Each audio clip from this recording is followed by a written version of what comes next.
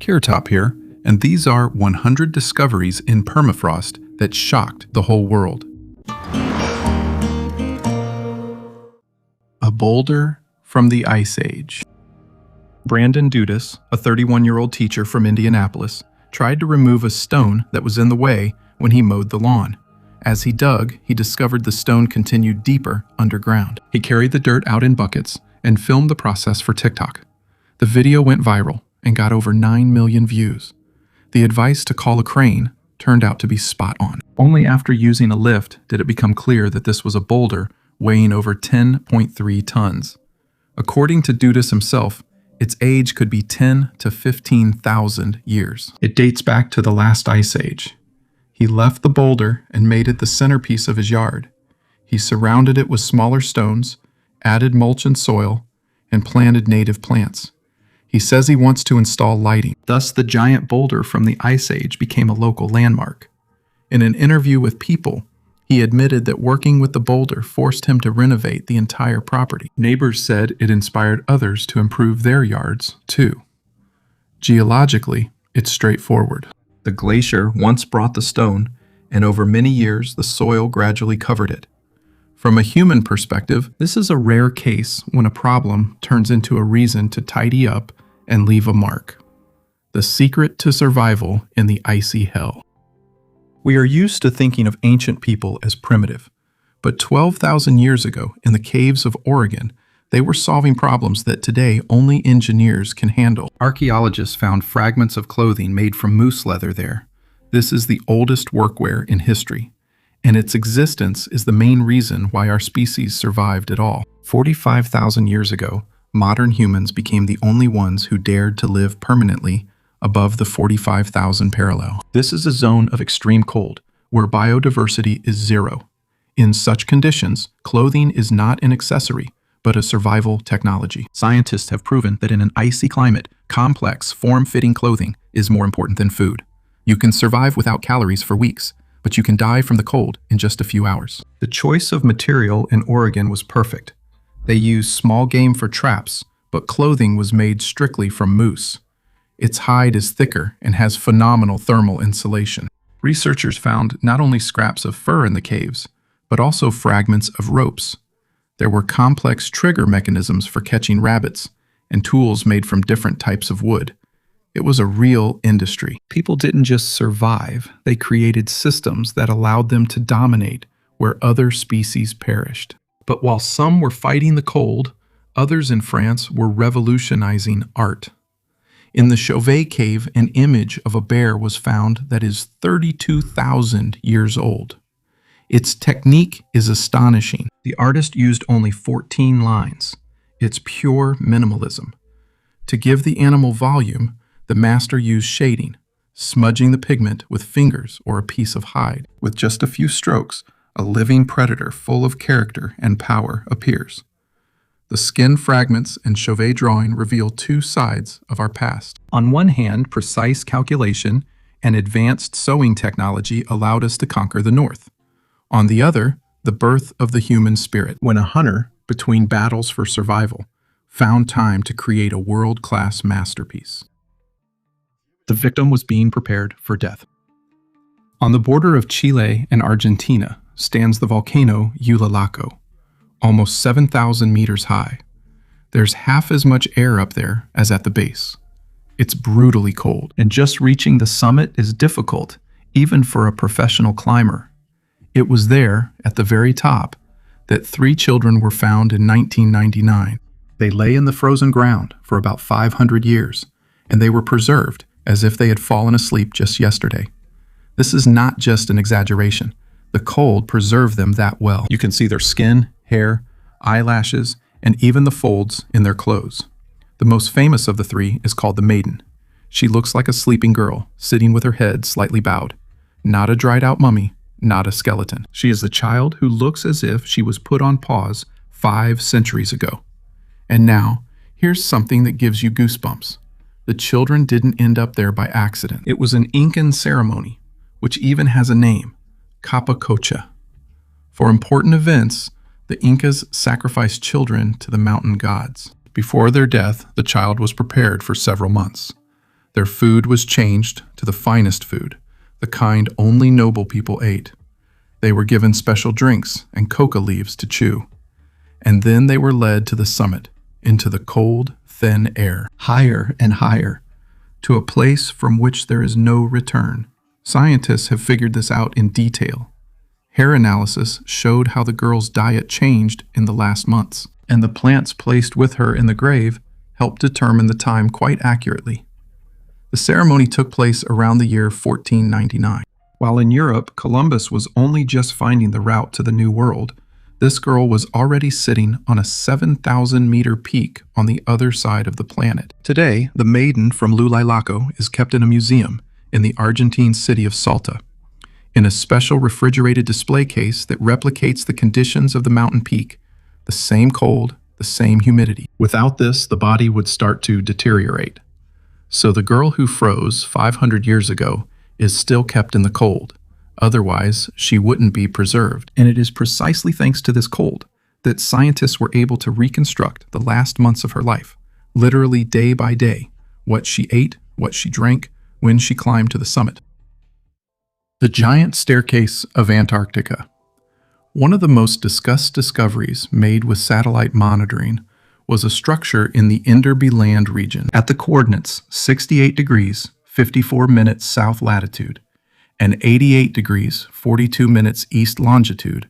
An object was discovered that has been named the Giant's Staircase. It is a series of massive stone steps that emerge from a creeping glacier and descend steeply down the slope.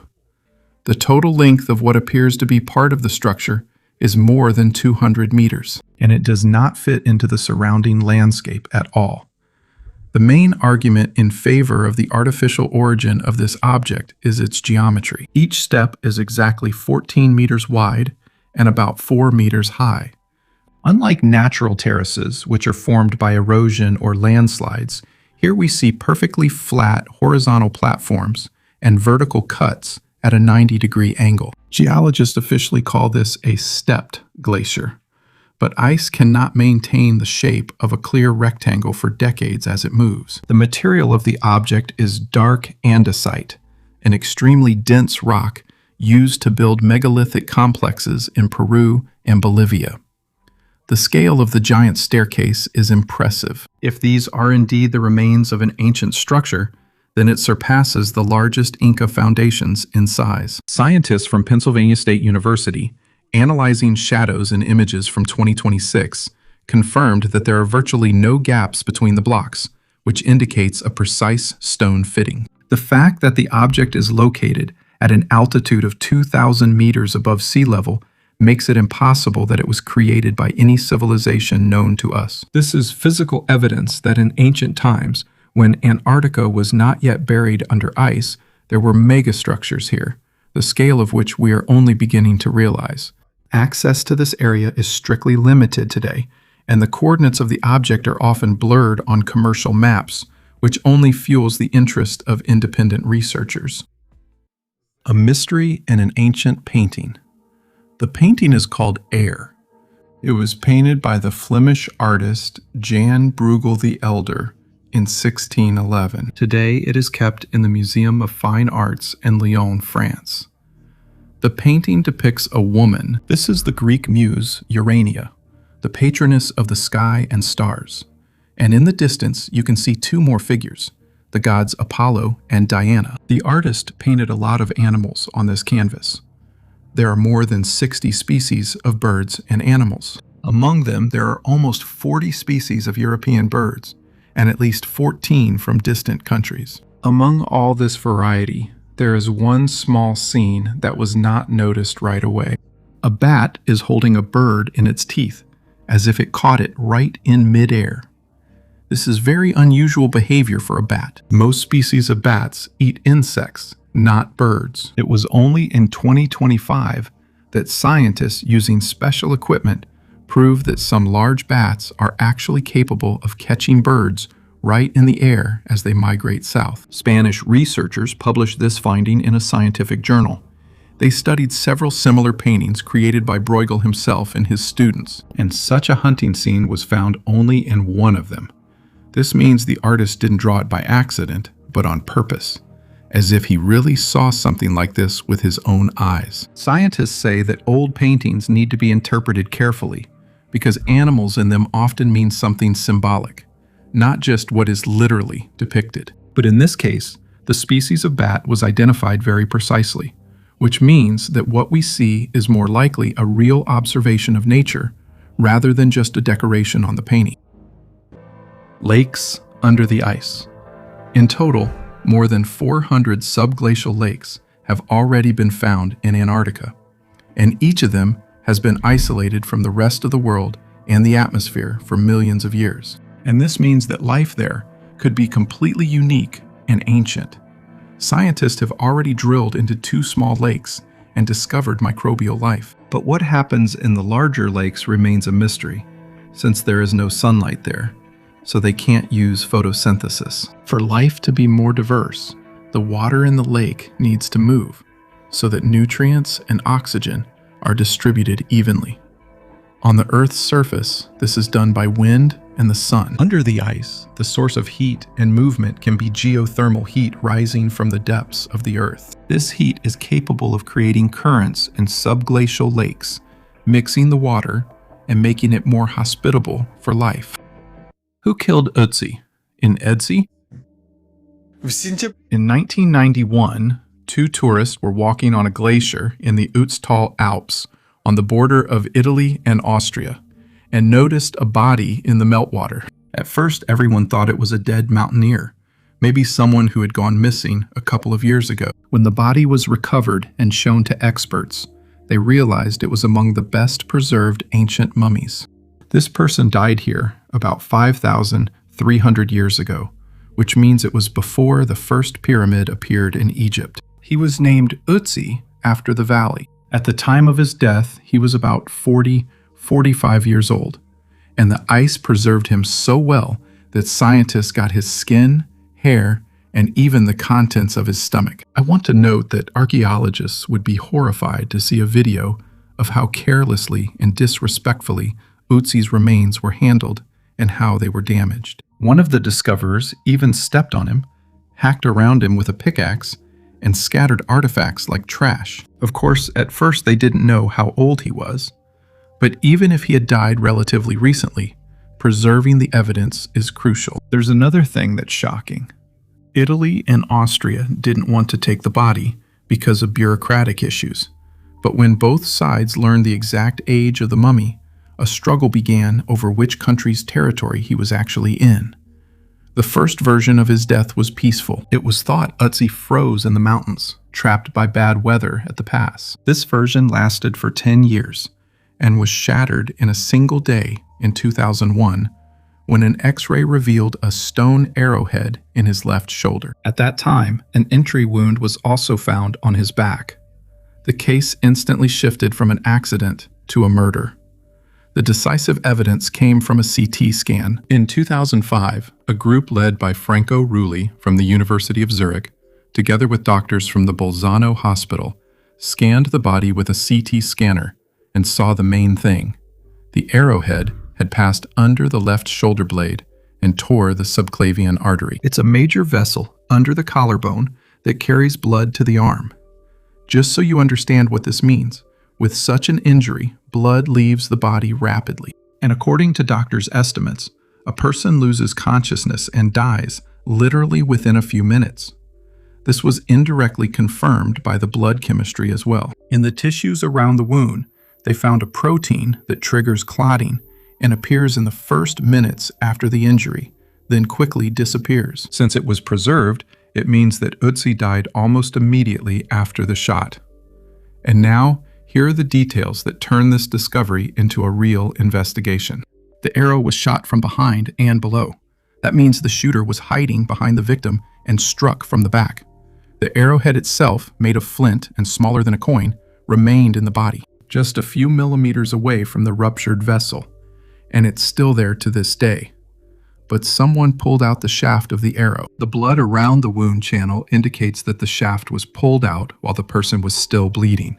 And it's possible that the killer himself did this so that the arrow wouldn't be traced back to him later. On Ötzi's right hand, there's a deep cut between the thumb and index finger. That's the kind of wound you get when you defend yourself barehanded against someone else's blade. And it appeared shortly before his death. A heavy meat meal was found in his stomach. Alpine ibex meat and some grains were eaten about an hour before he died.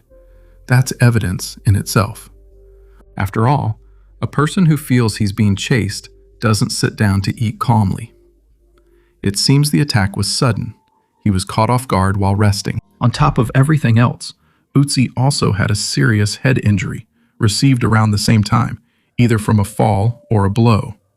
Some parts of this story are still debated by scientists. For many years, the arrow wound was considered instantly fatal and the only cause of death. A recent study from 2025, published in the International Journal of Legal Medicine, re-examined the same scans. Using 3D posture reconstruction suggests vessel damage may not have caused death as quickly as previously believed, and that blood loss, shock, and the mountain cold all played a role together. This doesn't change the fact of the murder, it only clarifies his final minutes. But we don't know the motive, and will never be able to find out. Whether it was an ambush due to an old feud, a robbery, a quarrel on the road, or something more, it's impossible to tell from the body. All we know is that this person was shot in the back, then finished off, or someone tried to finish him off. And after the murder, the killer even took the time to pull the shaft out of the wound. The killer of Ötzi was eventually forgotten. But Ötzi, lying there, continued to tell the world his story. 800 million years underground, Siberia.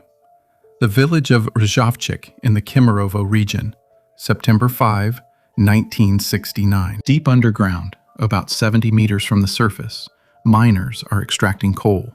And suddenly, they come across a marble sarcophagus. At first, they were excited, thinking there were treasures hidden inside.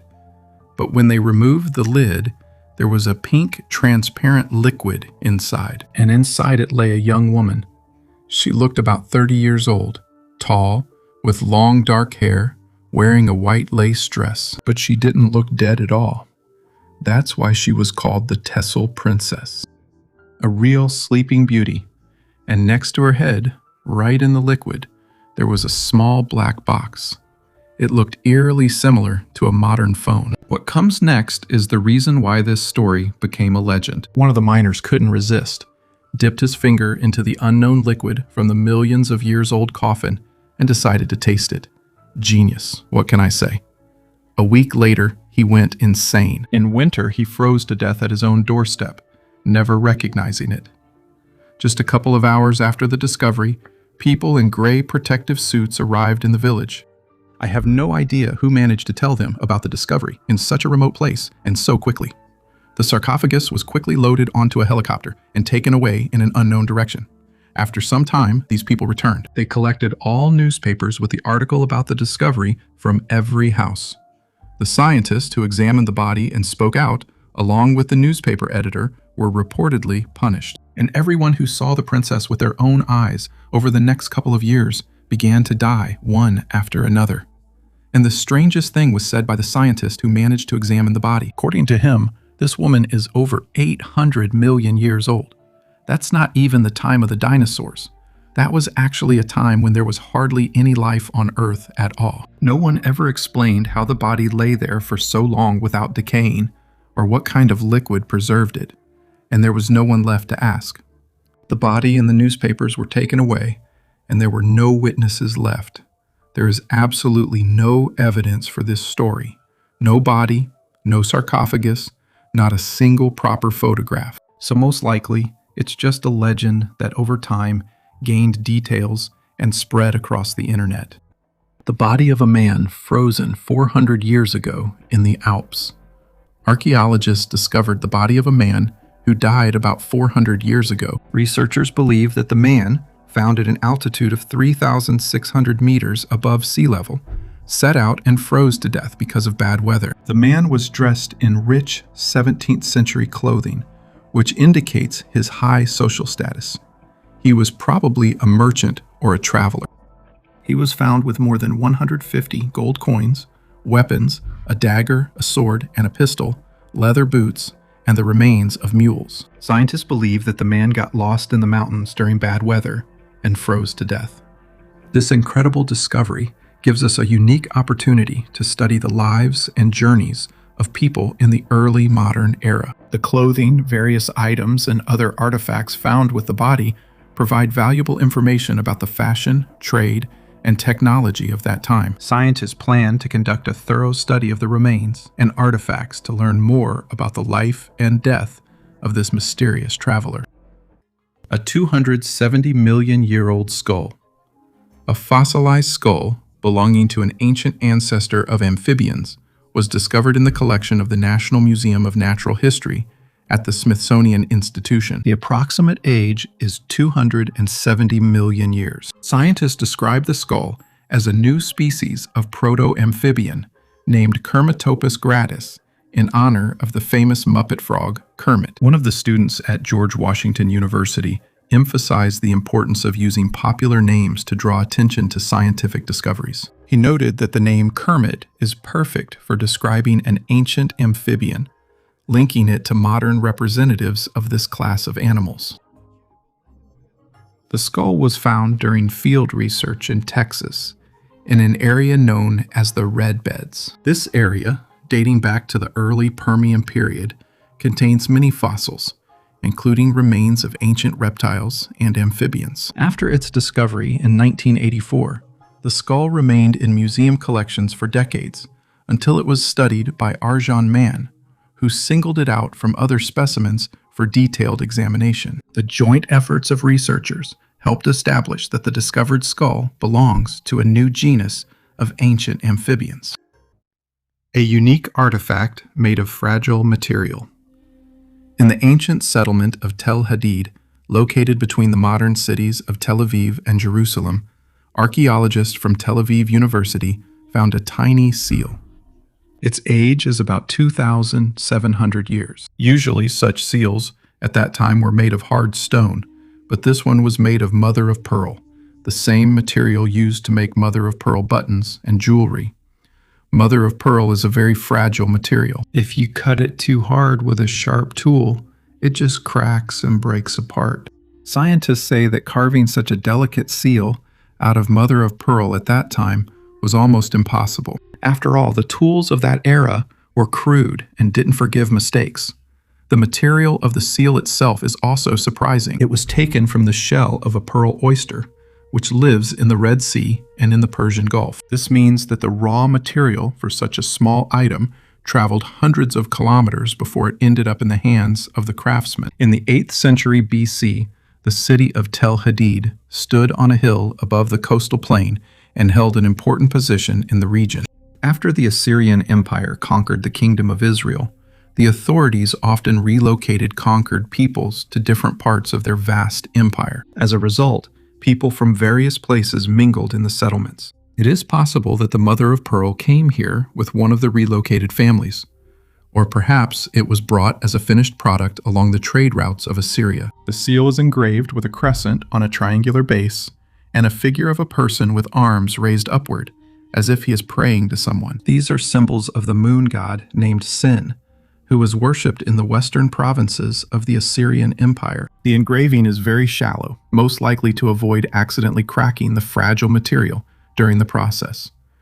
Because of this feature, scholars believe that the object was unlikely to have been used as an ordinary seal for impressions on clay or wax. Most likely, it was worn as an amulet, a piece of jewelry with religious significance. It turns out that in one small object, 3 rare things were found at once: an unusual material, foreign religious symbolism, and craftsmanship that was almost at the limit of what was possible in that era. All this shows how different the people were who lived side by side in the Middle East almost 3,000 years ago. The moment of the sinking of Ernest Shackleton's ship. The discovery of the Endurance ship under the Antarctic ice in 2022 was a real miracle. Now, thanks to modern 3D scans, we can see the ship that sank in 1915 in the finest detail. These scans show what the ship looked like when it was trapped by ice during the Imperial Trans-Antarctic Expedition led by Ernest Shackleton. The technology used for scanning made it possible to capture details such as plates scattered across the deck, a boot by the railing, and even traces of a flare fired as a farewell to the ship. Endurance has been preserved almost in its original state, as if it sank only recently. These unique 3D scans allow scientists to study the ship, which, due to its remote location and ice cover, is considered one of the most inaccessible in the world. The tropical forests of Antarctica. The Prince Charles Mountains in East Antarctica are the largest geological archive on the planet. It was here, among the sheer cliffs of Mac Robertson Land, that scientists found physical evidence that the current state of the continent is an anomaly. In the layers of sedimentary rocks, geologists discovered fossilized forests preserved in perfect condition. We're talking about plants of the genus Glossopteris, which dominated here about 260 million years ago during the Permian period. These trees reached 30 meters in height and formed dense forests in conditions that seem impossible today. A group of researchers, led by Eric Gulbranson from the University of Wisconsin, conducted a detailed analysis of these findings. It turned out that the wood preserved its cellular structure to such an extent that traces of ancient fungi and microorganisms were found in it, literally frozen in time. The preservation of the tissue was so high that scientists were able to extract a fragment of amino acids from the cells, which are over 250 million years old. Such a degree of organic preservation is only possible with extremely rapid burial of biomass. In geology, such cases are associated with events of instantaneous replacement, when volcanic ash or various sediment flows block the access of oxygen even before the processes of decay begin. This turns the Prince Charles Mountains into a giant time capsule. The discovered trunk segments preserved annual rings, which show that the trees grew at an incredible rate, using the round-the-clock daylight of the polar summer, and then abruptly entered a state of dormancy. An additional fact is the colossal coal deposits found in this same region. Coal is concentrated biomass that forms only from 1 million tons of undecayed plants. The presence of coal seams in central Antarctica confirms that the continent was once a biological reactor of the planet. The scale of these discoveries indicates that the freezing of the continent was not the result of a gradual climate degradation, but an abrupt end to life, the traces of which now have to be extracted from stone at extremely low temperatures. The ancient marble disc depicting the underwater world of the medieval sea hides not only colorful fish, but also the secrets of ancient civilizations. Israeli diver David Shalom made an incredible discovery near the Palmachim beach. On the seafloor, he found a marble disc that is 2,400 years old. Only 4 such discs are known in the entire world. Ancient ships were decorated with these discs, which served not only as decoration, but also as protection against the evil eye. These sea amulets looked like eyes, helping sailors navigate the waters and warning them of possible dangers. This disc has a diameter of 20 centimeters. One side is flat, the other is convex, and most importantly, traces of paint have still been preserved on it. Mount Erebus, the largest volcano in Antarctica, literally spits the finest crystals of metallic gold into the air. Gold from 0.1 to 20 microns is found in volcanic gases and up to 60 microns in the nearby snow. Interestingly, although other volcanoes are known for their gold emissions, Mount Erebus is the only one that releases gold in metallic form. Before you decide to go searching for gold in Antarctica, let me disappoint you. Mount Erebus emits only about 80 grams of gold per day. It's more of a geological curiosity than anything else. However, knowing that volcanoes can concentrate metal may help geologists better locate gold deposits. Ghosts of ice and the deception of chronology. Antarctica is not something you can just pass over. It's a giant freezer that can keep secrets for decades, and then throw them right in the researcher's face. In 2025, the Bulgarian vessel Saints Cyril and Methodius sailed the waters off the coast of Livingston Island. The official purpose was science, but what the drone discovered near Cape Bernard Point instantly turned the expedition into an archaeological detective story. On the monitor screen, among the sleeping snow, jagged pieces of duralumin appeared. It was an Argentine military plane that disappeared here in 1976. 50 years ago, this aircraft was on a reconnaissance mission, monitoring aviation and ice. At one point, communication was lost, and the plane simply vanished into the white haze. Antarctica swallowed it whole. For 50 years, the pilots' families lived in ignorance until physicist Oleg Vasilyev launched a drone into the air. What's interesting is that fragments of the plane had been found before, in 2024. But only now, thanks to 2025 technology, the crash site was finally pinpointed. The metal was perfectly preserved. The ice preserved the tragedy, not letting it age. But while Antarctica is honest in its archives, European soil can treacherously mislead scientists. Let's move to Poland. The village of Baggage. Back in 1899, a princess was found here. Imagine a swamp, a huge oak trunk split in half, and inside the skeleton of a woman on a cowhide. Along with it were bronze, amber, and glass. Archaeologists confidently declared, this is the wheelbark culture, 2nd century BC. For 100 years, this version was considered the truth, until in 2018, they decided to conduct a radiocarbon analysis of the tooth, and that's when chaos began. Carbon-14 gave a date, the 1st century BC. It turned out that the woman was 300 years older than her own coffin and jewelry. Science hit a dead end. How could she wear things that would be invented 300 years after her death? Time travel? No. The truth turned out to be much more mundane and far more damaging to the reputation of the laboratories. The scientists decided to double-check the coffin itself. Dendrochronology, the counting of rings. Dendrochronology showed the oak was cut down in 120 AD, period. The coffin doesn't lie. Why did the radiocarbon analysis give a false result? The princess's diet was to blame. She ate so much fish and seafood that her body became saturated with old carbon from the ocean.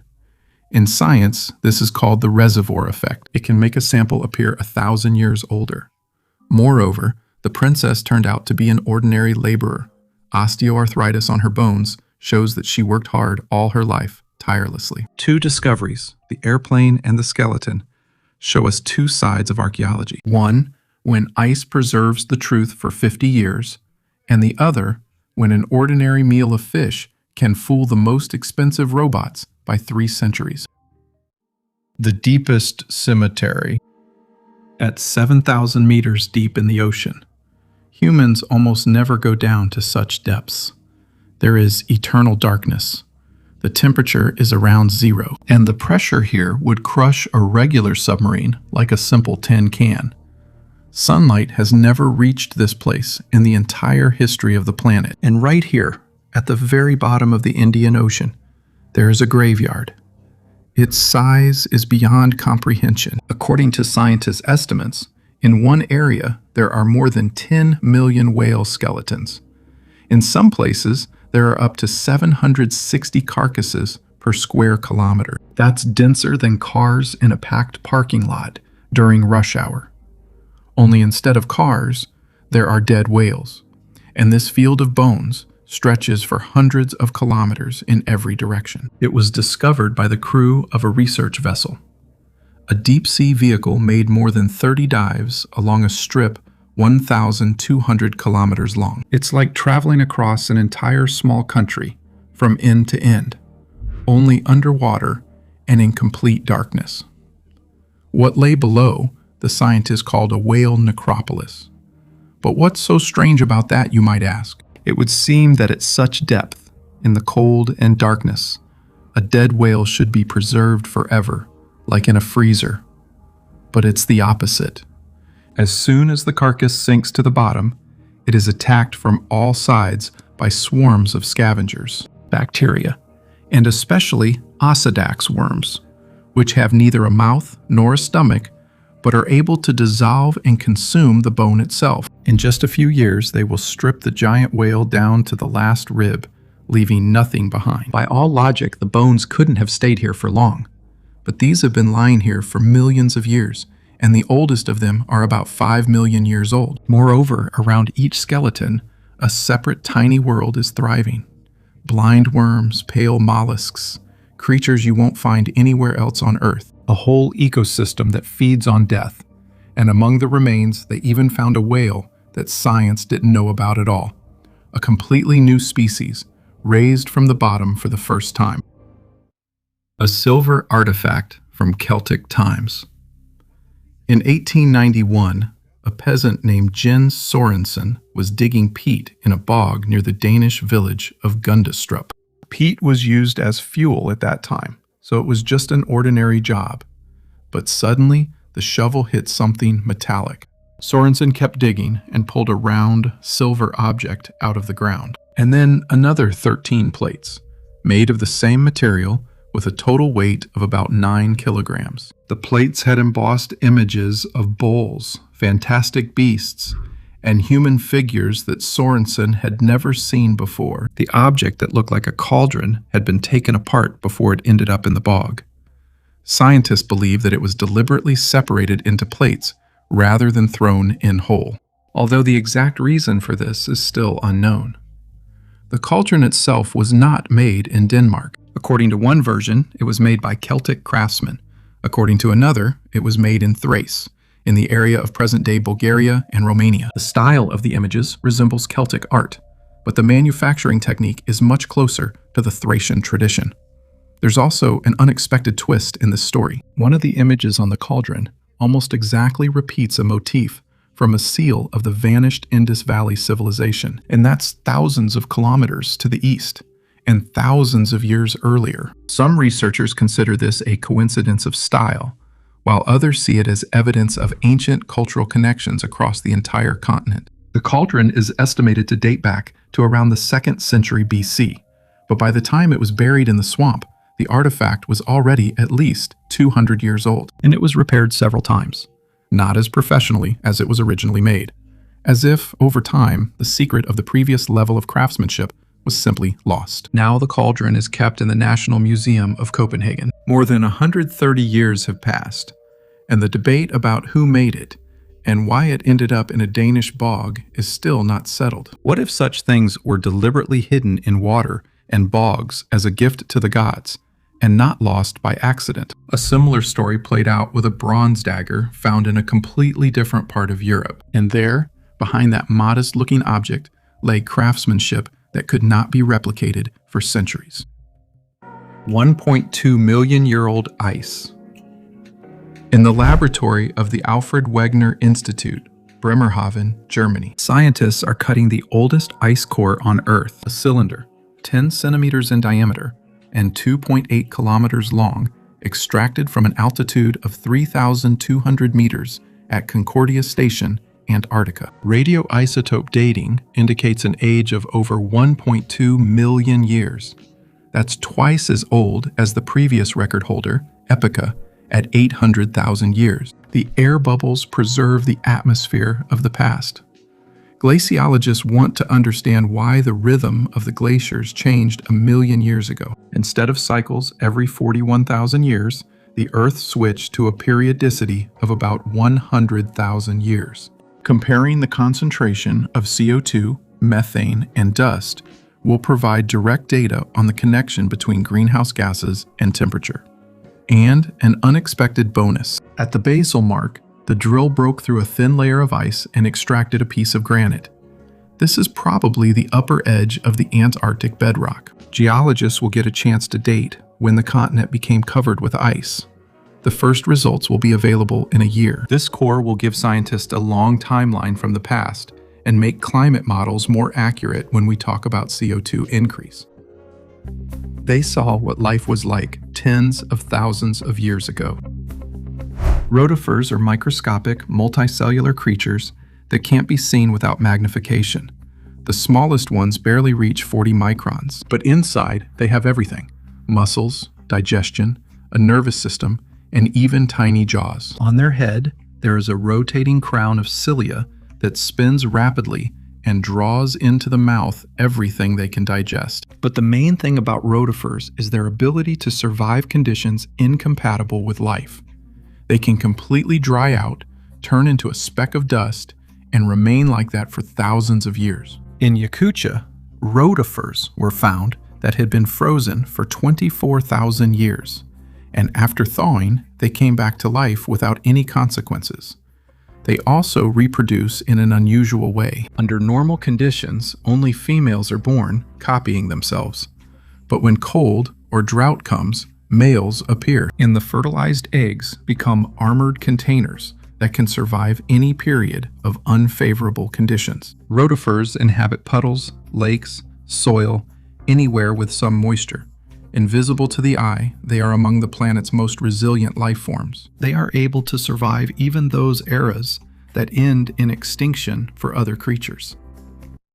A dagger with unique inlay. In 1876, archaeologist Heinrich Schliemann excavated shaft graves in Mycenae, where many gold ornaments and bronze weapons were found. Among the finds was an ordinary-looking bronze dagger, darkened and dirty with age. Only later, when museum staff began cleaning the finds, did an image appear on the surface of the dagger. It turned out to be a scene of a lion hunt, made with inlays of gold, silver, and other materials directly on the bronze. 5 hunters with spears and bows are chasing an enraged beast, and all of this fit on a blade just over 20 centimeters long. Such inlay technique requires jeweler's precision. The craftsman had to carve the finest grooves in the bronze and fill them with precious metal so that the design would last for centuries and not lose its sharp lines. For a long time, this item was considered just a weapon,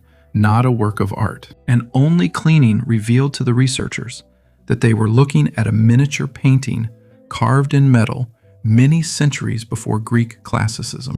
Schliemann was sure that they had found the tombs of Homer's heroes, since the bodies were literally covered in gold. Modern scientists are more cautious about this version, but the level of skill of Mycenaean jewelers is impressive even today. This find is called the Dagger with a Lion Hunt, and today it is kept in the National Archaeological Museum of Athens. The craftsman filled the carved lines with gold, silver, and a darker alloy, so the figures of the 5 hunters and the lion on the bronze blade look almost like an ink drawing. This level of inlay craftsmanship is not seen anywhere else among Mycenaean finds. A script that no one can read. The Urals, a peat bog near Yekaterinburg, January 24, 1890. Gold miners pull pieces of darkened wood with strange carvings out of the peat. Later they will put them together, and it will appear to be a figure several meters tall, a wooden idol with a head that has several faces. Scientists will call it the Shigir idol after the place where it was found. Most likely it was because of the depiction of some deity or spirit that ancient people worshipped, their wooden god. For a long time, no one realized how ancient the idol was, believing it was only a few thousand years old. And then in 1997, they finally did a radiocarbon analysis. It turned out to be about 9,500 years old. The scientists didn't believe it. It turned out that simple hunters carved a complex statue with symbols at a time when, by all accounts, people hadn't yet reached that level of artistry. But the story didn't end there. In 2014, German scientists studied the idol again, using more precise methods. They took samples from deep inside the wood where they hadn't been able to reach before. The idol became even older. Now it is estimated to be between 11 and 12,000 years old. That's twice as old as the Egyptian pyramids, and older than Stonehenge. It turns out that when someone carved this figure, people didn't even know how to grow their own food yet and survived only by hunting. And the fact that it survived to our time is a real miracle. It's all thanks to the peat. It doesn't let air through, so the wood doesn't rot and can be preserved for thousands of years.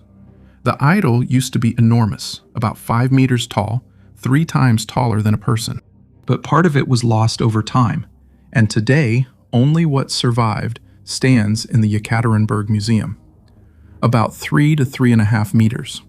But the main mystery isn't even its age. The entire figure is covered in symbols, lines, diamonds, human faces placed one above another. These are clearly not random scratches. There is some kind of system to them.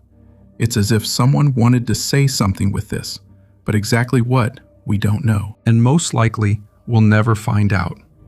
So what we have before us is the oldest message from humanity, but we can't read it. Bamboo in a glacier. At an altitude of more than 2,000 meters in the Swiss Alps, the melting of a glacier suddenly revealed a strange object. A lightweight two-wheeled cart made of bamboo and ropes. No metal, no modern fastenings. The object looks as if it was left there quite recently, but all around was only permafrost.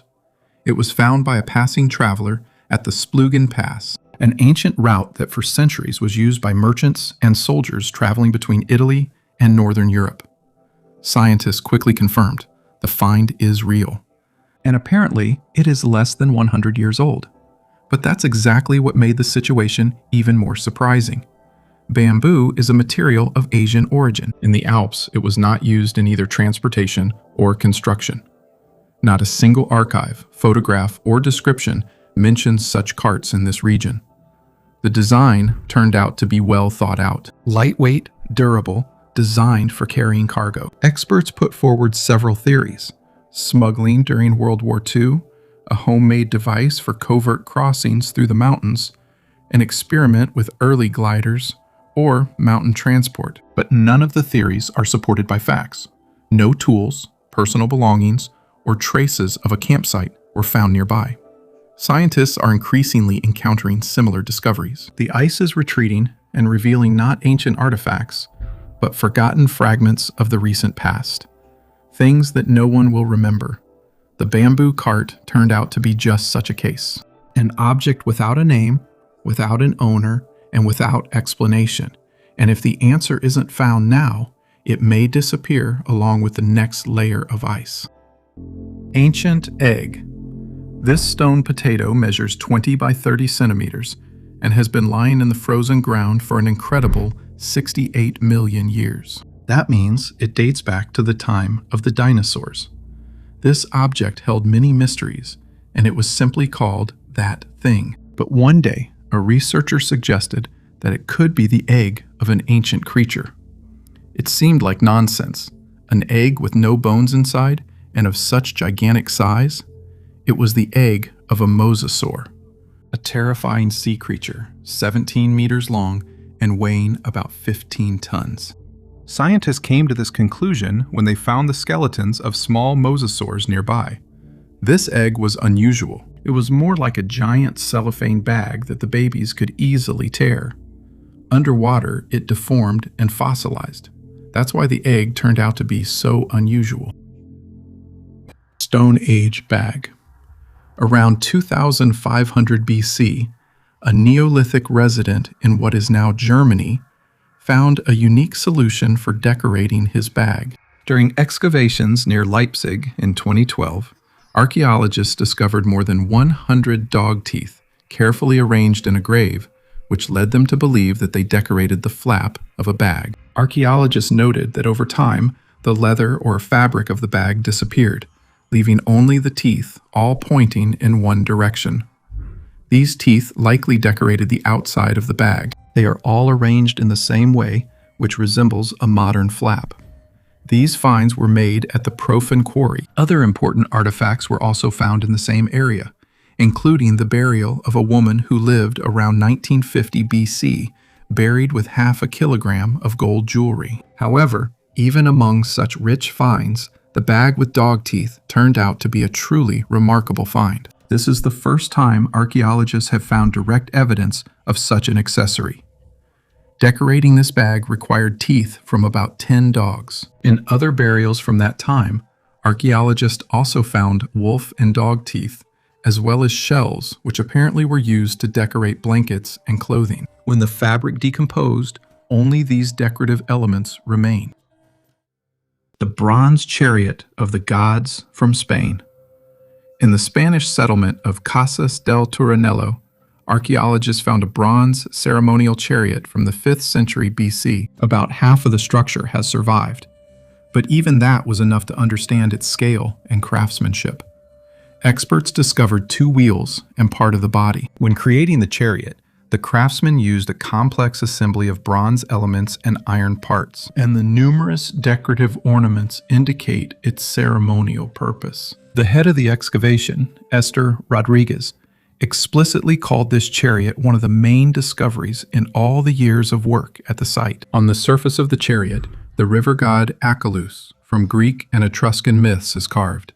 On both sides, he is surrounded by griffins, and the body itself seems to be held up by 2 figures resembling Atlas, the very Titan who, according to legend, held the sky on his shoulders. The chariot was found in the Spanish settlement of Casas del Turanello, which has been excavated since 2014 by a team from the Spanish National Research Council led by archaeologists Esther Rodriguez and Sebastian Stellestinu. Next to the chariot stands a stone altar, elongated and narrowing at the edges in shape, resembling a stretched bull's hide. In the Bronze Age of the Mediterranean, metal ingots used as commodity money had the same shape. It's similar to how today everyone recognizes the silhouette of a gold bar. Right next to the altar stands a building that archaeologists have identified as a banquet hall. This means that the chariot most likely took part in religious ceremonies and ritual feasts of the Tartessians, a people who lived in the south of the Iberian Peninsula and whose territory was known to the Greeks as one of the most metal-rich regions of the ancient world. There is a theory that the chariot was used in the final ritual before the entire sanctuary was deliberately closed at the end of the 5th century BC. The structure was not left to decay on its own. It was covered with earth and left intact, as if people had deliberately closed an important chapter in their lives. Other valuable items brought from afar were also found near the chariot. Greek pottery, an Egyptian vessel made of light-colored stone, and carved ivory figurines depicting warriors and animals. It turns out that the Tartessians were trading across thousands of kilometers even before Greece's famous city-states appeared. And this chariot still remains the most important find in all the years of excavations at this site. The geometric tunnels of the Ross Glacier. The technological breakthrough of 2026 allowed researchers to look where no ray of light had ever reached before. Autonomous deep-water drones equipped with next-generation sonars were launched under the Ross ice shelf. What they transmitted to the surface instantly turned the mission from an oceanographic one into an archaeological sensation. At a depth of hundreds of meters beneath the icy shell, giant cavities were discovered that looked nothing like the result of chaotic currents. The walls of these tunnels looked suspiciously smooth, and in some places the radars detected clear geometric lines and right angles. Unlike natural caves, which usually have jagged edges and constrictions, these structures maintain a stable cross-section for many kilometers. The scale of this network is astonishing. It goes deep into the continent, forming a complex system that resembles the transport or ventilation systems of a huge metropolis. Official reports call these features the result of thermal ice erosion, but hydrodynamic models show that water is not capable of carving such perfect rectangular shapes. The biological discoveries inside these voids attracted particular interest. Hundreds of kilometers from the open ocean, in complete darkness and under immense pressure, drones recorded complex organisms resembling deep-sea shrimp and jellyfish. This means that a stable environment with a constant supply of oxygen and nutrients has formed inside the ice tunnels. Some independent experts suggest that these cavities are artificially maintained and are part of an abandoned, yet still functioning, ancient infrastructure. A bracelet that shouldn't exist. In 2008, fragments of a bracelet were found in the Denisova Cave in the Altai region. Denisova Cave is a place in the Altai Mountains in Siberia, where several tens of thousands of years ago, the paths of 3 different human species crossed: Denisovans, Neanderthals, and our direct ancestors. Imagine 3 different human species living in the same region. Sometimes they meet, sometimes they fight, and sometimes they have children together. It sounds like the plot of a science fiction novel or a video game, but this is not fiction or imagination. This is literally what happened in the Altai region many years ago. They lived side by side, sometimes fought, sometimes traded, and even had children together. All of this has been proven by DNA analysis of real samples. Science has done what once seemed impossible. It has reconstructed the relationships between different human species. In 2010, scientists compared the DNA of modern humans with DNA extracted from Denisovan and Neanderthal bones for the first time. And they discovered that these sequences are present in the genomes of living people right now. You yourself, quite likely, carry a few percent of Neanderthal DNA. This is not a metaphor or a poetic image. This is literally a fact that can be verified by taking a test at the nearest genetic laboratory. We are not just studying these people from afar. In the most literal sense, we are their descendants, with fragments of their DNA living inside us right now. Some people living today carry a few percent of Denisovan DNA and simply don't know it. The bracelet belonged specifically to the Denisovans. It was made of chlorite, a semi-precious mineral with a greenish hue that had to be found, extracted, and processed. Polished so well that it reflects light on a sunny day, and by the night campfire it glows with a deep emerald color. It's a beautiful item. The find is 50,000 years old. That's already incredible in itself. At school, we were told that the Stone Age was all about clubs and caves. But here we see an ornament. This already shows a sense of aesthetics, telling us that the Denisovan wanted to look good. It's a need that, for some reason, we tend to consider purely modern. But when scientists looked at the hole in the bracelet under a microscope, the story became completely different. The hole was drilled, perfectly even with smooth walls. Imagine you're trying to drill through hard stone without any metal tools. All you have is another stone, bone, or wood. You're working with your hands. You rotate the tool by hand, trying to keep a constant speed. You'll end up with something uneven, with jagged edges and irregularities. It's impossible to keep the speed and direction constant by hand. But here we see perfectly smooth holes. That's exactly what amazes researchers. If you drilled this by hand, the walls of the hole would be uneven, with characteristic scratches and irregularities. That's not the case here. The walls are smooth as if a machine was used. Officially, this technology appeared among humans during the Neolithic era, about 12,000 years ago. The bracelet is 4 times older than that. Imagine putting a smartphone in front of a medieval blacksmith and telling him it was made in the year 800. That's about how the scientists felt. The head of the excavation, Anatoly Derevyanko, described the technique briefly. The ancient craftsmen used techniques not previously associated with the Paleolithic era. His colleague Mikhail Shunkov said directly, the Denisovans were technologically more advanced than Homo sapiens and Neanderthals of the same period. A bold statement, but he has the bracelet in his hands, and so far there is no other way to explain it. Of course, there were skeptics. The bracelet could have ended up in this layer from more recent deposits.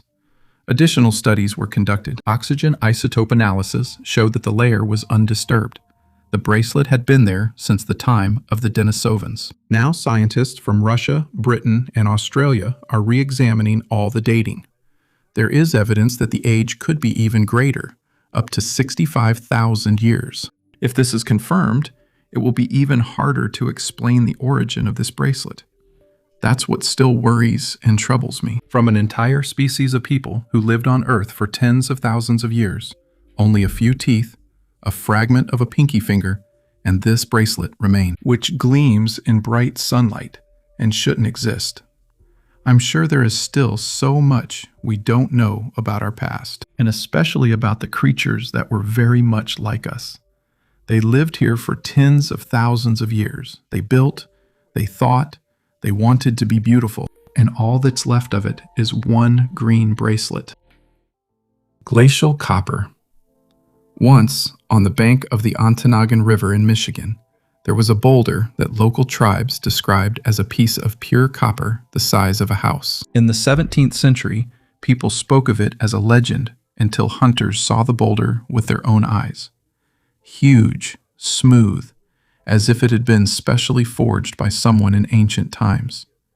Later, it became clear that this was no myth. This is one of the largest copper nuggets ever found by humans.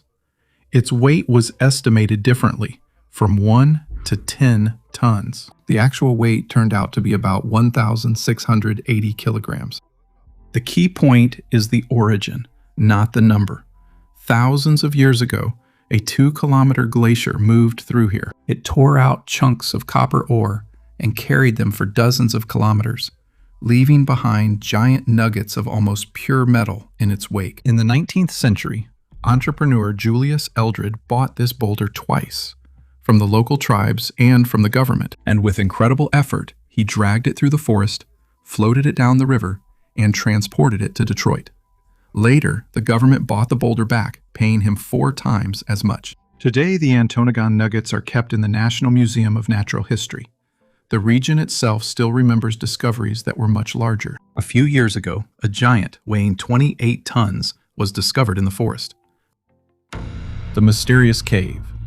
Scientists discovered a mysterious object in Antarctica through Google Maps. It's not just an object, it's a cave hidden beneath the glaciers. Scientists published a video on YouTube showing the vault of this cave. Some believe that the cave could have been man-made. The video shows a perfectly shaped vault, 23 meters high and 76 meters wide. Scientists noticed strange paths and steps at the entrance to the cave, which suggests they may be man-made. Others think it's a secret facility for UFOs, or a top-secret military base. There are also those who believe it's the architectural remains of an ancient civilization. Mainstream science remains silent for now, but everyone agrees, with global warming, Antarctica will reveal many more secrets. They were used not only in rituals. Near the city of Sardines in Norway, a tourist was walking through the forest and noticed a metallic shine in the ground under the trunk of a fallen tree. He dug up the ground with his hands and saw a golden object that seemed to be 1,500 years old. Researchers from the University of Stavanger determined that this is a decoration for a sword scabbard. Such scabbards were worn by noble warriors in the first half of the 6th century. Zoologist Håkon Reierson said that the chance of finding such a unique item is very small. After all, such objects are almost never found on the surface of the ground. The gold piece, about 6 centimeters wide, is made of thin, twisted gold wire. Inside the pattern, there are hidden animal figures that you need to look at closely to see. Professor Siv Kristofferson explained that first, the animal's eyes catch your attention. Then you notice the nose and head outline. According to her, when the gold was new, this wire made the whole pattern shiny and lively, as if it shimmered when it moved. Experts believe that the ornament belonged to a chieftain or a military leader. The sword itself, which was adorned with this gold, would have been one of the most valuable items in the entire area, and there are visible signs of use on the ornament. Usually, ceremonial items like this look almost new, but here it's clear that the chieftain wore the sword regularly, not just on special occasions. In Northern Europe, scientists know of only about 17 similar ornaments, and none of them have ever been found in this particular region of Norway before. There is a theory that the ornaments were deliberately hidden in the rocky gorge as an offering to the gods. The 6th century was a difficult time for Scandinavia. The climate became much colder. Most likely, this was due to a major volcanic eruption in 536 AD. After that, there were crop failures and famine. In such difficult times, people often sacrificed their most valuable possessions, hoping to regain their luck and have a good harvest. It turns out that this gold ended up in the ground, not by accident, but as part of a desperate plea for help. Skeleton Lake. At the bottom of Rupkund Lake in the Indian Himalayas, hundreds of human skeletons have been discovered, which gave it the name Skeleton Lake. The age of these remains varies greatly, and it is still not exactly known how all these people died. It was previously assumed that they might have been victims of a single catastrophe, such as a powerful storm that took the lives of a large group of people. Recent studies have only made the mystery more complicated. Scientists conducted DNA analysis of 38 bodies found and discovered that the remains belonged to people from different eras, with a difference of thousands of years. These people arrived at the lake at different periods of time, which disproved the theory of the mass death of a single group. Research began 10 years ago, when geneticist Kumarasamy Tangaraj from the Indian Center for Cellular and Molecular Biology sequenced the mitochondrial DNA of 72 skeletons. Some were of Indian origin, but some of the remains belonged to people with DNA characteristic of Western Europeans, particularly from Crete and Greece. Interestingly, the dating of these finds also varied widely. Most of the bones date back to the 7th to 10th centuries AD, but among them are also remains from the 19th and 20th centuries. The causes of death of these people remain unknown, which adds mystery to this place. Giants of the icy past. Let's start with facts that make us look at the biology of this region differently. Seymour Island. Located off the coast of the Antarctic Peninsula, it has long been a mecca for paleontologists. But one discovery stands out from the rest. Here, the bones of a creature were discovered, which was officially named Paleoeuthyptes klekowski. This is not just another extinct species. This is a penguin whose height exceeded 2 meters and weighed around 120 kilograms. To give you a sense of scale, a modern emperor penguin barely reaches the waist of such a giant. Imagine a bird the size of a national basketball player that ruled these shores. Researchers from the Argentine Museum of La Plata, studying the joints of the wings and leg bones, concluded that it was a perfect hunter, capable of staying underwater much longer than any modern relative. But why is this important for our story? Archaeology and paleontology go hand in hand here. The presence of such gigantic forms of life indicates that Antarctica's ecosystem in the past was not just rich, it was abundant. A huge amount of food and completely different temperature conditions allowed evolution to create giants. For us, this is an important marker. If nature created birds as tall as humans, then what other surprises could have been hidden in that ecosystem? Some independent researchers are asking a question that official science tries to ignore. If the fauna was so large, could other inhabitants of this continent, those who stood at the top of the food chain, also have matched these sizes? Antarctica at that time was a world of giants, and the discovery on Seymour Island is just the first page of an archive we're only beginning to uncover. The answer was sought for 30 years. In 1995, off the southern coast of England in Salcombe Bay, divers found the wreckage of a sunken ship. The hull itself was almost gone, but there was valuable cargo lying on the seabed. More than 400 gold coins, jewelry, tableware, and goat skins, and even small resin balls in a clay vessel. The find was impressive, but the main question remained unanswered. What kind of ship was it, and where did it come from? The answer was sought for almost 30 years. Independent historian Ian Frill found a record in old archives about the Dutch merchant ship Dom van Keulen. In 1633, this vessel was shipwrecked off the English coast on its way from Morocco to Amsterdam. Almost everything matched: the location of the wreck, the date, the origin of some of the found items, and the Moroccan gold coins. It was the coins that gave the most precise clue. They have the years of minting on them, and the most recent coin was minted in 1632. That means the ship could not have sunk before that date, and this helped link the find specifically to Van Keulen. The final confirmation was found in the National Archive in the city of Kew, where old documents of the English Maritime Court are kept. They state that Amsterdam merchants later claimed rights to the cargo of the sunken ship. According to them and two sailors, the ship was caught in a severe storm off the English coast, forcing everyone to abandon it and the valuable cargo. There was so little wood left from the ship itself that the researchers had to study not the hull, but what it was carrying. A particularly unusual find was the tar balls, which had spent several centuries underwater in a sealed clay jar. Most likely, this was part of the ship's medical kit. Today, this collection is considered the largest and most famous collection of gold coins from the Moroccan Saadi dynasty. The discovery helps us better understand 17th century maritime trade between Morocco, the Netherlands, and Britain. However, no images of the ship itself have been found so far. The survival story of Ernest Shackleton. In 1914, Ernest Shackleton and his team set out on the ship Endurance to Antarctica, intending to cross it via the South Pole. However, the expedition's plans were ruined when the cold and ice masses began to crush their vessel, trapping them in an icy prison. The ship was crushed and destroyed, and the team found themselves far from civilization in the harsh polar wilderness. This was a critical moment that required extraordinary leadership and determination.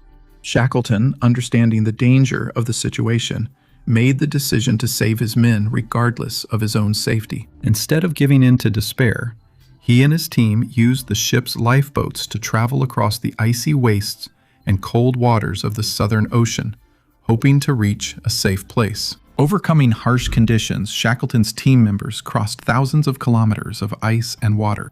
The ordeals they endured included hunger, frostbite, snowstorms, and the risk of freezing. But thanks to an incredible will to live, teamwork, and Shackleton's indomitable spirit, every member of his team was saved. Shackleton's journey and that of his team became a symbol of survival, courage, and leadership in the most extreme conditions.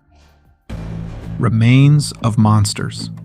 Researchers, who for decades struggled with the harsh Antarctic conditions, discovered the fossilized remains of an elasmosaurus. These were true titans of the Cretaceous period, living alongside the dinosaurs. Scientists discovered most of the skeleton of this giant. It's true the head was missing, but even without it, they drew a conclusion. This creature weighed between 12 and 15 tons and was about 12 meters long. Can you imagine that? For comparison, previously they had found an elasmosaurus weighing about 5 tons and a member of the Aristonectes genus up to 11 tons. However, scientists are not completely sure which genus our giant belongs to. It might be a genus unknown to us. And here's something else interesting. This marine giant lived about 30,000 years before the extinction of the dinosaurs, which confirms the theory that elasmosaurs inhabited the late Cretaceous period. A cave in a hard-to-reach place. In the mountains in the northeast of Spain, in the province of Girona, archaeologists found a cave at an altitude of more than 2,000 meters. People came to this cave over a period of 400,000 years. And these were not random visits, but real, regular visits with a specific purpose. Inside the cave, researchers found layers of earth where pieces of green mineral are mixed together with charcoal, animal bones, pottery fragments, traces of campfires, and even human remains. The most interesting find is almost 200 pieces of green rock, which simply could not have appeared in this cave on their own. Scientists determined that this is malachite, a mineral from which copper is obtained. Since malachite does not naturally occur in this cave, it means it was brought here on purpose. And traces of campfires show that the mineral was also processed right here, on the spot. Co-author of the study, Julia Montes Landa, explained that many pieces of malachite were clearly heated in the fire, while other materials in the cave were not exposed to fire. This means that fire was used not just for warmth, but specifically for processing the mineral. The most active period in the cave took place between 3,600 and 2,400 BC. This period is called the Copper Age, and it was a turning point for all of ancient Europe, when people began to mine and use copper on a large scale for tools, jewelry, and utensils. In addition to the mineral, archaeologists found personal items, a pendant made of a shell, a pendant made of a brown bear's tooth, as well as a baby tooth and a human finger bone. This suggests that the cave served not only as a workshop for metalworking, but also as a place where the dead were buried. The lead author of the study, Carl Sterner, said that for the first time in the Pyrenees, such an active ancient settlement was found at this altitude, with regular visits and direct extraction of minerals inside the cave itself. The abyss of the Denman Glacier. The Denman Glacier in East Antarctica hides the deepest point on the land surface of our planet. Research conducted in 2026 using next-generation radars confirmed that beneath this ice stream lies a canyon whose depth reaches 3,500 meters below sea level. For comparison, this is almost 10 times deeper than the shores of the Dead Sea. But what attracted scientists' attention was not so much the scale of the depression as the abnormal thermal readings at its bottom. Seismic sensors recorded stable vibrations at the base of the canyon and water temperature that is 4 degrees higher than at the surface. This indicates the presence of a powerful influx of geothermal energy, or a hidden circulation system that sustains life in complete isolation. In the same year, deep-sea probes transmitted data about the presence of complex organic matter in this trench, whose genetic profile differs by 30% from all known marine species. Today, the Denman Abyss is called a time capsule, where, due to the colossal pressure and specific water chemistry, evolution could have taken a completely different path. The fact that the bottom of this canyon is only a few hundred kilometers from the South Magnetic Pole makes it an ideal place to search for artifacts that could have been preserved in their original form for millions of years. Pyramids. A group of researchers discovered nothing less than 3 pyramids in Antarctica, and it seems they were not created by nature, but by the hands of our distant ancestors. Antarctica is now the edge of the world, covered in ice. But once, it was an oasis full of life, where even dinosaurs roamed. And our discoveries there are proof of that. A total of 8 researchers from America and Europe went on the expedition. They discovered 2 pyramids 16 kilometers from the shore, and a third one right by the water. The question arises, why don't we hear about this in the news?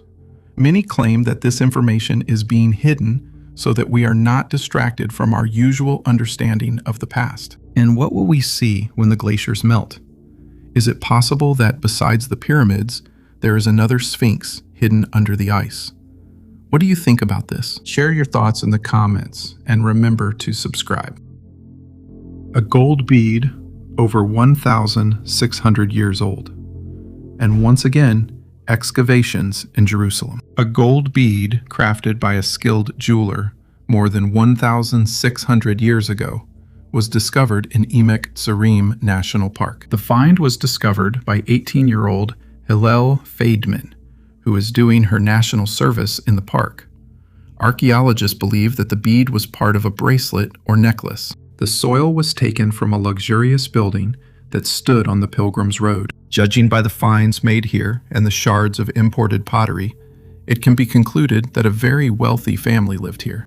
This find is valuable for both its material and the ancient jeweler's craftsmanship. The technology for making such jewelry appeared in Mesopotamia in the 3rd millennium BC. Researchers suggest that the bead could be much older than 1,600 years. The jeweler needed great skill in working with the material to carefully connect the tiny beads together without flattening them. For this, it was important to maintain the correct temperature. Similar jewelry has already been found in Jerusalem, but it was made of silver. 18 gold bracelets in one hoard. Near the village of Bunyatychy in Poland, a person with a metal detector who had official permission from the Monument Protection Authorities found a hoard of Bronze Age jewelry. There were a total of 18 items in the hoard, mostly bracelets for the arms and legs, with a total weight of about 3.6 kilograms. All the jewelry was lying together in a small pit, about 30 centimeters below the surface of the ground. After specialists carefully cleaned them, it turned out that many items were preserved in excellent condition, and eventually they can go on display in a museum. Some of the bracelets are smooth, while others are covered with detailed patterns. The diagonal notches, repeating lines, and ornamentation resemble spruce branches. Some of the jewelry belongs to entire sets, and the quality of the craftsmanship speaks to the high skill of the local artisans of that time. Experts have linked this find to the Llullaillaco culture, an ancient people known for their fortified settlements and bronze working skills in the territory of modern-day Poland. Archaeologists from the city of Zamość as well as the specialist Wojciech Blair from Krakow, participated in the study of the hoard. They dated the jewelry to the period between 550 and 400 BC. Such large groups of bronze ornaments are very rarely found in this area of Poland. Usually archaeologists find only individual items or broken fragments, not an entire hoard at once. Soon, all the finds will be transferred to the museum of the city of Zamość. They will keep cleaning the items, analyze the bronze composition, and precisely determine each piece's age and origin. Antarctic Sphinx. One of the most discussed discoveries in recent years was an object in the area of a mountain ridge at the coordinates 74 degrees, 10 minutes south latitude and 164 degrees east longitude.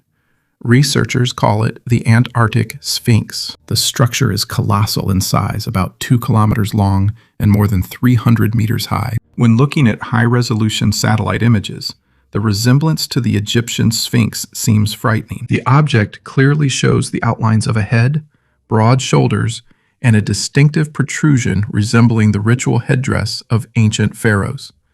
The comparison of scales is striking. If the Egyptian Sphinx in Giza is 73 meters long, its Antarctic counterpart is 27 times as long. The official scientific explanation states that what we see is a yardang, a geological formation created by centuries of wind erosion. The wind in this part of the continent reaches speeds of 300 kilometers per hour, and according to geologists, it simply carved out this bizarre shape from the rock. However, mathematical analysis of the object's facial symmetry shows that its features are too proportional for the random chaos of natural forces. In 2025, an independent group of researchers, using thermal scanning data, discovered a large cavity beneath the head of this structure. Its volume is estimated at 40,000 cubic meters. The entrance to this chamber is an almost perfect rectangle about 10 meters wide, which is now hidden under a 1-meter layer of compacted snow.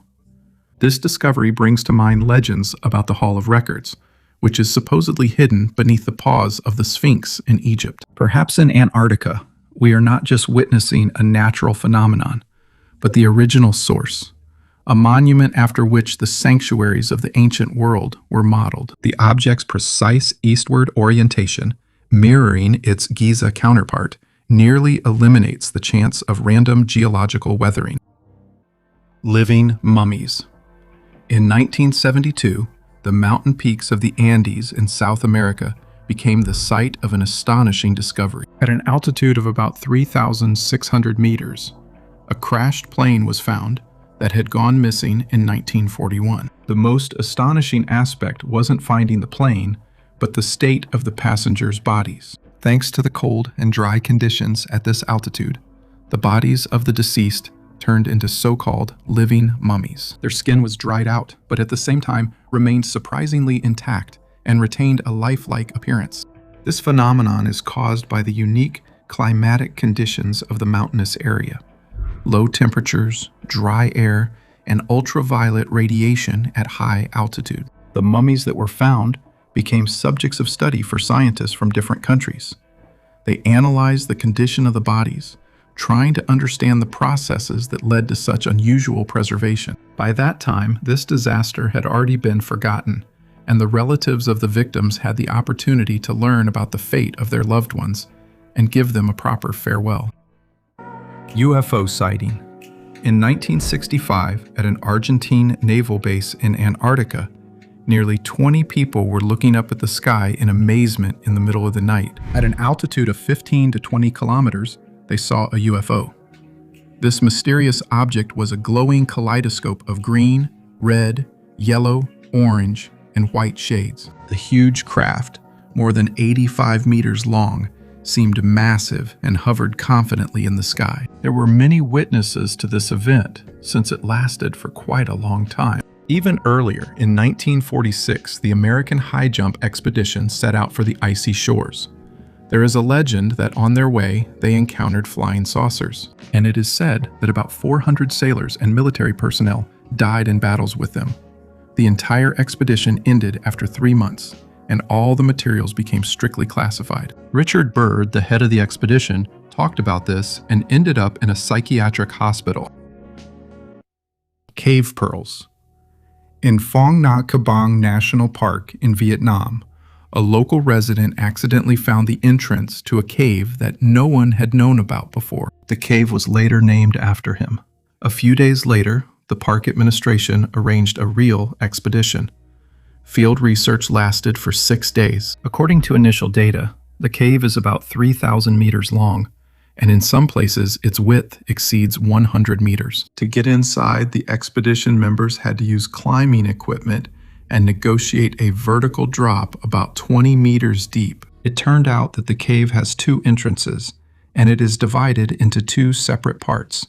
One entrance is quite large, while the other is so narrow that only one adult can squeeze through at a time. At the bottom of the cave, the researchers encountered a vast underground space with stone formations that had been forming for hundreds of thousands of years. Here, there are stone columns up to 50 meters high, stone draperies hanging from the walls, and giant pointed pillars growing straight from the floor. The specialists were particularly interested in the large number of unusually large cave pearls. These round stones with a smooth white surface, which form in natural hollows in the rock, resemble real pearls in shape, only they are made of stone. Researchers with many years of experience studying caves said that they had never seen such a high concentration of these formations in one place before. Experts believe that this discovery has great scientific value and shows that this area has great potential not only for science, but also for the development of cave tourism. After all, the area is included in the list of UNESCO World Heritage Sites. The Pyramids of the El Sord Mountains. Rounding out our list are the sites in the El Sord Mountains, which are the final word in any discussion of Antarctic anomalies. While official reports call them ordinary nunataks, meaning peaks of rocks protruding from the glacier, the dry numbers and geometry make us doubt this. We're talking about massive structures with a perfect 4-sided shape whose faces are aligned along the north-south and west-east axes with a precision comparable to the pyramids on the Giza Plateau. However, the scale here is completely different. The height of these objects reaches 1 kilometer, making them 5 times taller than any known ancient structures. The slopes of these structures have an exact 45-degree angle, which is extremely rare in nature. Usually ice and wind erosion creates jagged and asymmetrical shapes, but here we see mirror-like precision. Researchers are particularly interested in the magnetic pulses that are periodically detected around these peaks. The geological formation, consisting mainly of granite and sandstone, does not have the properties to generate such signals. Additional spectral analysis showed that the surface of these objects differs in composition from the surrounding ridge. It appears to be either an artificial surface layer or completely foreign elements embedded in the mountain range before glaciation began. The mathematical probability that 3 massive peaks would randomly align in a perfect line and take the shape of tetrahedrons is negligible. If these structures are indeed of artificial origin, then what we have before us are not just architectural monuments, but nodes of a global navigation or energy system, the scale of which humanity is only beginning to comprehend. In this case, Antarctica is not just a site of discovery, but a foundation for something far greater than our entire modern civilization. These giants continue to tower above the icy desert, reminding us of times when the 6th continent played a key role in managing planetary processes. Ruins of ancient civilizations. Captain Robert Scott and his team came face to face with an ancient civilization beyond the icy wall of Antarctica. They found traces from pre-flood times and even captured them on camera. Can you imagine what it's like to see the ruins of an ancient city, pyramids, columns, and statues in the very heart of Antarctica? This ancient civilization might even be older than those we learn about in school. There's proof of this, a map from 1531 that shows Antarctica without ice. It's strange because according to our history, Antarctica was only discovered in 1820 by Russian explorers. Did you know that the North and South Poles have switched places 171 times over the last 76 million years? and the last time this happened was about 12,000 years ago. That explains why all the secrets of Antarctica are now hidden under a kilometer-thick layer of ice. According to recent reports, there is a vast network of passages and tunnels under Antarctica at a depth of 4 kilometers. The mystery of the creepy mermaid has been revealed. I've talked about this creepy mermaid several times before. You might have seen videos related to this discovery on YouTube, but only now has the real truth about it been revealed.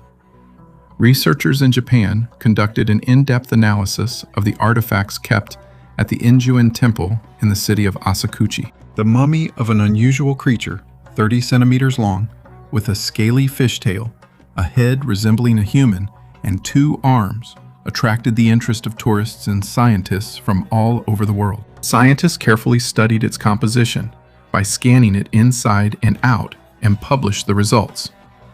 Japanese mythology is significantly different from Greek and Slavic mythology. I would say that in Japanese mythology, the monster looks much more creepy and frightening. So, in Japanese myths, there is a certain creature that lives in the water called Ningyo. Basically, these are also mermaids, but not as beautiful. Hollywood movies love to turn something scary into something beautiful and kind. That's how they turned Ningyo into beautiful mermaids, and turned medieval murderers and sea robbers into kind and romantic pirates. No one knows how the Ningyo mummy ended up in Ingenuity Temple, but the temple also keeps a handwritten document from 1903, which says that the mermaid was caught in Kochi Prefecture between 1736 and 1741. In fact, several similar specimens are kept in Japanese museums, and only one has been studied in detail nowadays using the most modern equipment. Scientists used every possible method to examine the mummy, and now they can confidently say what it is made of. Usually such Frankensteins were made from the skeleton of a monkey and a fish, but in our case, the skeleton in the upper part of the torso was missing. Scanning showed that the object is made of fabric, cotton, and paper, covered with a mixture of charcoal paste and sand. The head is mostly made of cotton and covered with something like plaster. The hair on the head is animal fur, and the scales are from 2 types of fish. The upper body is covered in pufferfish skin, and the lower body in croaker fish scales. The fingernails are made from animal horn, and the jaw, with sharp teeth, used to belong to some kind of carnivorous fish. Radiocarbon analysis of the fish scales showed that it was made after the 1800s. Of course, all of this turned out to be fake, and neither mermaids nor Ningyo exist in nature. But this object will still remain a valuable exhibit in the museum. The mummy is skillfully and thoughtfully made. It was well crafted, which is why it lasted 200 years. The oldest bridge in England. In England, there is an amazing wooden bridge from the Neolithic era, and it is almost 6,000 years old. This path, called the Sweet Track, is located across the marshy area in the Somerset Levels. It was named after Ray Sweet, who discovered it in 1970. The exact dating was determined using dendrochronology. The Sweet Track was built as a shortcut across the marsh. It was actively used for 10 years, but then it was abandoned, possibly due to rising water levels. Items found along the track include stone axes, arrows, remains of a dish, parts of bows, bone hooks, and a fragment of a spoon. The road is about 1.8 kilometers long, and it connected 2 Neolithic settlements on different sides of the marsh. Today, Sweet Track is considered the oldest known road in England. Surprisingly, the technology for making such wooden walkways has hardly changed over the past millennia. This unique discovery allows us to learn more about the lives of people in the Neolithic era and their ways of getting around. A dress made from bison hide. Museum collections hold a women's dress sewn from tanned bison leather. It is dated to around 1800 or 1825. It was made by women from the Native American tribes of the Central Plains of North America. Most likely, it is from the Lakota or Cheyenne tribe. The dress is decorated with rows of shell embroidery. They run in horizontal stripes along the entire length of the garment. The top of the dress is bordered with a beautiful trim featuring metal discs and a blue triangular pattern. Such fine and detailed embroidery could have taken the craftswoman more than a week of painstaking handwork. Clothing like this was never just something for warmth. The rich decoration displayed the woman's family status within their tribe, and the detailed patterns and embroidery were often passed from mother to daughter for generations. To make such a dress, a woman needed more than excellent sewing skills. She also needed to have a good understanding of how to properly treat bison hide so that it would remain soft and durable for years, rather than becoming stiff and falling apart over time. Very few such dresses have survived to this day, since leather and fur do not withstand the passage of time well. Each surviving dress is not just a beautiful exhibit behind glass. It is a rare, living reminder of the women who once poured weeks of work, love for their families, and the entire tradition of their people into a single garment. Do you know what surprises me the most about this list? The strongest things, like stone walls and entire buildings, often don't survive at all, while a small mother-of-pearl seal or a tiny shell can remain buried for thousands of years and still survive intact. Write in the comments which of these stories surprised you the most, and like the video. Every like and comment helps the channel grow. Subscribe and turn on notifications, because a new video is coming soon.